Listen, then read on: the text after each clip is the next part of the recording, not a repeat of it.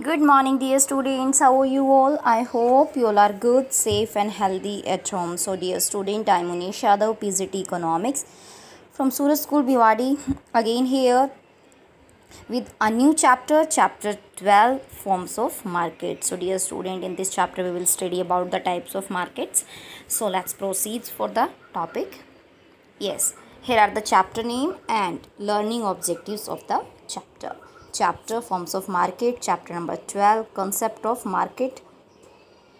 It means after studying this chapter you will be able to understand all the points like what are the concepts of market, then forms of market as perfect competition, monopoly, monopolistic competition, oligopoly market, and what are the principal bases of market classification. It means how each market are differ from one another. Yes dear students, so concept market. So first of all what is market. आज तक हमने अपनी simple language में बोलचाल में हमने यही समझा मार्केट का मतलब होता है बाजार, जहाँ से हम कोई सामान खरीद कर लाते हैं. Okay, but in economics there is a wide concept of market. yes, market refers to a mechanism or an arrangement that facilitates contact between the buyers and seller for the sale and purchase of goods and services.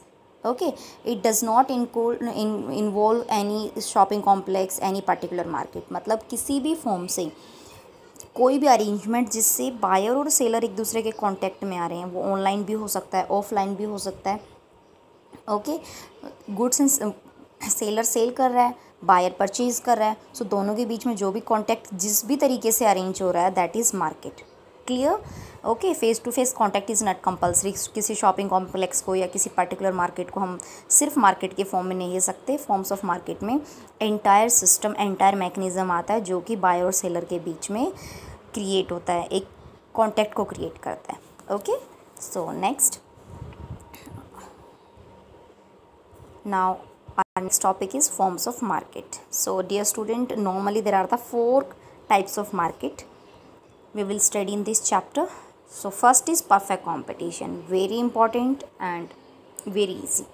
Perfect competition. So my dear student, perfect competition means it is that type of market in which large number of buyers and large number of sellers are available and only homogeneous product at uniform price is available in the market, even in every market.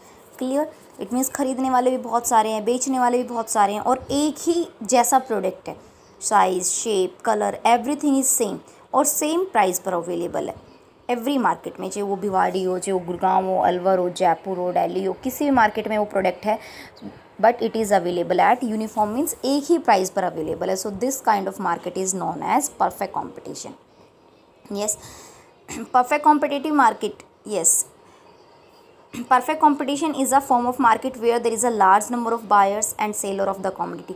Homogeneous product. So my dear student, homogeneous means the product is same in size, color, shape, uses, everything is same. okay, that is homogeneous. sold with the no control over price by the individual firm. किसी भी एक firm का market पर कोई control नहीं है. It means पूरी industry firm जो मार्केट है, मार्केट में जितनी भी फर्म्स हैं वो सारी मिलकर इंडस्ट्री बनाती हैं. एक फर्म होती है, लेकिन अगर मार्केट की सारी फर्में मिल जाए तो it is known as industry, और इंडस्ट्री ही प्राइस डिसाइड करती है और बाकी फर्म्स को वो प्राइस फॉलो करना होता है. ओके, तो it means industry is a price maker और firms are price taker. Firm सिर्फ प्राइस को फॉलो करती है, वो अपनी तरफ से कोई चेंजेस नहीं कर सकती है. Okay, so this is known as perfect competition. So what are the characteristics, features of the market. Yes, first, large number of buyers and sellers of the commodity, यानी खरीदने वाले भी बहुत सारे हैं, बेचने वाले भी बहुत सारे हैं. तो माय डियर स्टूडेंट, प्राइस तो इसमें चेंज ही नहीं होगा. सेम प्राइस पर आप कितनी ही यूनिट्स परचेज कर सकते हो तो प्राइस इसमें कांस्टेंट होगा. ये उसका रेवेन्यू कर्व भी बोल सकते हो, डिमांड कर्व भी बोल सकते हो. ओके, परफेक्ट कंपटीशन का रेवेन्यू कर्व एकदम straight line, horizontal straight line होगा, because no change in price, same price available in the market.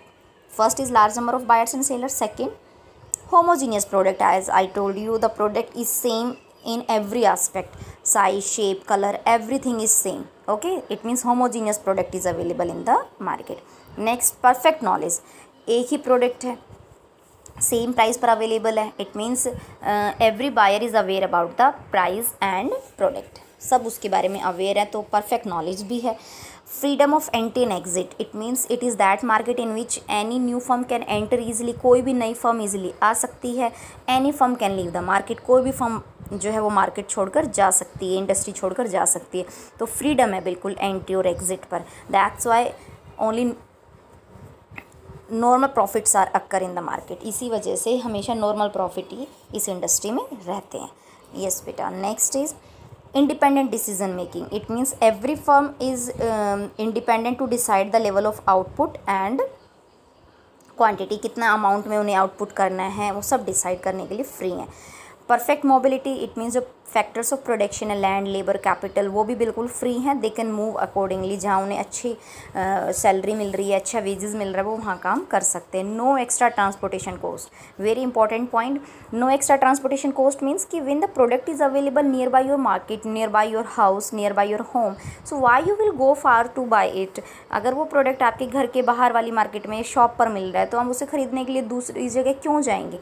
तो यहाँ एक्स्ट्रा ट्रांसपोर्टेशन कॉस्ट की भी ज़रूरत नहीं है, वरना तो हम दूसरी मार्केट में हमेशा इसी पर्पज़ से जाते हैं कि the product will be available at cheap price in this market, कि वहाँ सस्ता मिलेगा, बट सेम प्राइस पर है तो हमें दूर जाने की भी ज़रूरत नहीं है। Okay, so dear student, all are the very important features of perfect competition.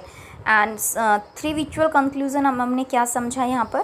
First, a firm under perfect competition is price taker not a price maker. Price follow करने वाले को प्राइस टेकर बोलते हैं और बनाने वाले को maker, because price decide by the industry. तो फर्म्स यहाँ पर क्या है, प्राइस टेकर है। लार्ज नंबर ऑफ फर्म्स हैं वो हमने पढ़ लिया, होमोजीनियस प्रोडक्ट है वो भी हमें पता है इसके बारे में। एंड परफेक्ट नॉलेज है, प्रोडक्ट के बारे में पूरी नॉलेज है, बायर्स को भी और सेलर्स को भी। Okay, and my dear student, अगर आप इसको डायग्रामेटिकली देखें तो अभी हमने पीछे डिस्कस किया है, the price is constant, it means uniform price है। तो eight uniform price means at the same price you can by any amount of quantity, कितनी भी क्वांटिटी आप खरीद सकते हो। वाई एक्सिस पर प्राइस है, एक्स एक्सिस पर क्वांटिटी है and the price. So revenue curve को डिमांड कर्व भी बोलते हैं, तो ईडी इज इन्फिनिटी है। Okay, and in long run the firms earn only normal profit in perfect competition.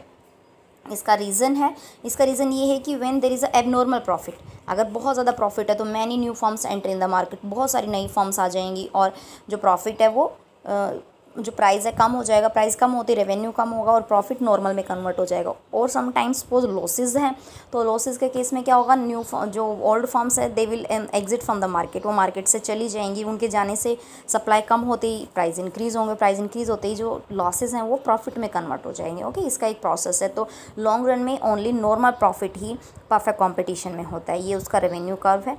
So I hope you understand today's point. So बेटा do all the discuss question in your fair notebook, and beta for the doubts and queries you can call me and send messages on the WhatsApp and my number.